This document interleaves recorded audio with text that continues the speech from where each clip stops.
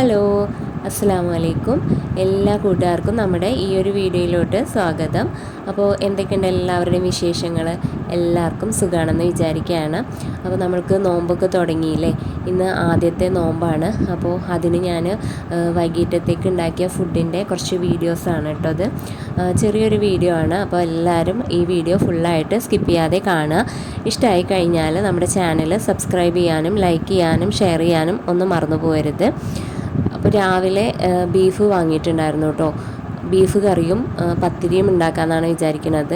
അപ്പോൾ അത് കൊണ്ടുവന്നപ്പോൾ തന്നെ ഞാൻ കഴുകി വൃത്തിയാക്കി അതിലോട്ട് മുളക് പൊടി, മല്ലിപ്പൊടി, മഞ്ഞൾപ്പൊടി, പിന്നെ വലിയുള്ളി അരിഞ്ഞത്, തക്കാളി, പച്ചമുളക്, പിന്നെ ചെറിയുള്ളി, വെളുത്തുള്ളി, ഇഞ്ചി ഇവ മൂന്നും കൂടെ അരച്ചതും ഒക്കെ കൂടെ ചേർത്തിട്ട് കുറച്ച് ഉലുവയും കറിവേപ്പിൻ്റെ ഇലയും ഒക്കെ ഇട്ടിട്ട് നന്നായിട്ട് കൈകൊണ്ട് മിക്സ് ചെയ്തിട്ട് പണ്ടത്തെ ആ ഒരു നാടൻ ബീഫ് കറിയാണ് ഉണ്ടാക്കാൻ ഉദ്ദേശിക്കുന്നത് കേട്ടോ. എന്നാൽ പിന്നെ ലാസ്റ്റ് കുറച്ച് ചെറിയുള്ളി ഇട്ടിട്ട് ഒന്ന് താളിച്ചെടുത്താൽ മതിയല്ലോ. അപ്പോൾ ഞാൻ വേഗം വിറകടുപ്പ് കത്തിച്ചു. അത് അടുപ്പിൻ്റെ മുകളിൽ പാകത്തിന് വെള്ളമൊക്കെ ഒഴിച്ചിട്ട് വെച്ച് കൊടുത്തിട്ടുണ്ട്. ഇത് നിന്ന് കത്തിക്കണം എന്നൊന്നുമില്ല. അതിൻ്റെ ആ കണലിൽ കിടന്ന് അങ്ങനെ വെന്തോട്ടെ എന്ന് വിചാരിച്ചിട്ട് പിന്നെ ഞാൻ എൻ്റെ ബാക്കിയുള്ള ജോലികളൊക്കെ തീർത്തു കേട്ടോ. അടിച്ച് വാരൽ, തുടക്കൽ, അങ്ങനെയുള്ള പണികളൊക്കെ തീർത്തു. അപ്പോൾ ബീഫ് ഇവിടെ നന്നായിട്ട് വെന്ത് വന്നിട്ടുണ്ട്. അപ്പോൾ ഞാനത് അടുപ്പിൽ നിന്ന് ഇറക്കി വെച്ചിട്ട് പിന്നെ പോയി കുറച്ച് നേരം കിടന്നു കേട്ടോ. ഇനി നമുക്കത് വൈകിട്ട് ഒന്ന് താളിച്ചെടുത്താൽ മതിയല്ലോ, ചെറിയുള്ളിയൊക്കെ അരിഞ്ഞിട്ട്. പിന്നെ ഇവിടെ ജ്യൂസ് അടിക്കാൻ വേണ്ടിയിട്ട് കുറച്ച് ഫ്രൂട്ട്സൊക്കെ കൊണ്ടുവന്ന് വെച്ചിട്ടുണ്ട്. പച്ചക്കറിയും ഫ്രൂട്ട്സൊക്കെ കൊണ്ടുവന്ന് വെച്ചിട്ടുണ്ട് കേട്ടോ. ഞാനപ്പോൾ പത്തിരിക്കുള്ള പൊടിയൊക്കെ എടുത്ത് വെച്ചിട്ട് പത്തിരി വാട്ടാനുള്ള വെള്ളമൊക്കെ വെച്ചു. അങ്ങനെ മാവ് കുഴച്ചെടുത്തിട്ടുണ്ട് കേട്ടോ. അപ്പോൾ ജ്യൂസ് മുന്തിരിയാണ് ഇത്. അത് കഴുകിയിട്ട് ഒന്ന് വേവിച്ചിട്ട് ജ്യൂസ് അടിക്കാമെന്ന് വിചാരിച്ചു. പിന്നെ ഒരു ഡ്രാഗൺ ഫ്രൂട്ടും പിന്നെ കുറച്ച് അനാറും പിന്നെ ആപ്പിളും ഷമാമും ഒക്കെയാണ് ഇട്ടുണ്ടായിരുന്നത്.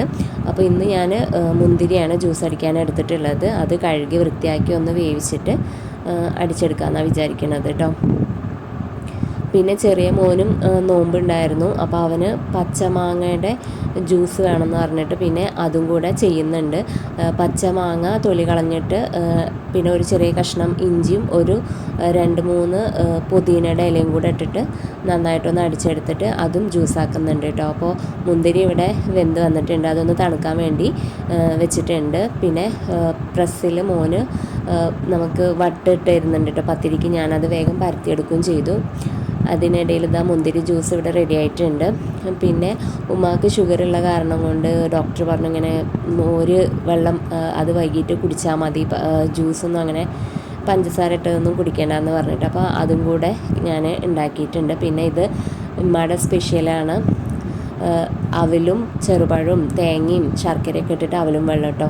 ഇത് ഉമ്മാക്ക് എല്ലാ 30 നോമ്പിനും വേണം. അപ്പോൾ അതും കൂടെ ഉണ്ട്. പിന്നെ അതിനിടയിൽ നമ്മൾ പത്തിരിയൊക്കെ ചുട്ടെടുത്തിട്ടുണ്ട് കേട്ടോ. ഇത് പച്ചമാങ്ങയുടെ ജ്യൂസാണ്. അപ്പോൾ ഇത് ചെറിയ മോൻ വേണം പറഞ്ഞിട്ട് അവന് വേണ്ടിയിട്ട് അങ്ങനെ ഉണ്ടാക്കിയതാണ് കേട്ടോ. പിന്നെ ഫ്രൂട്ട്സ് ആയിട്ട് കഴിക്കാൻ ഇവിടെ ഡ്രാഗൺ ഫ്രൂട്ടും പിന്നെ തണ്ണിമത്തനും കൂടി ആണ് മുറിച്ചെടുത്തിട്ടുള്ളത് കേട്ടോ. പിന്നെ ചായക്കുള്ള പാല് വെച്ചിട്ടുണ്ട്. പിന്നെ മെയിനായിട്ട് നമുക്ക് ഈത്തപ്പഴമാണല്ലോ വേണ്ടത്, അതും എടുത്തിട്ടുണ്ട്.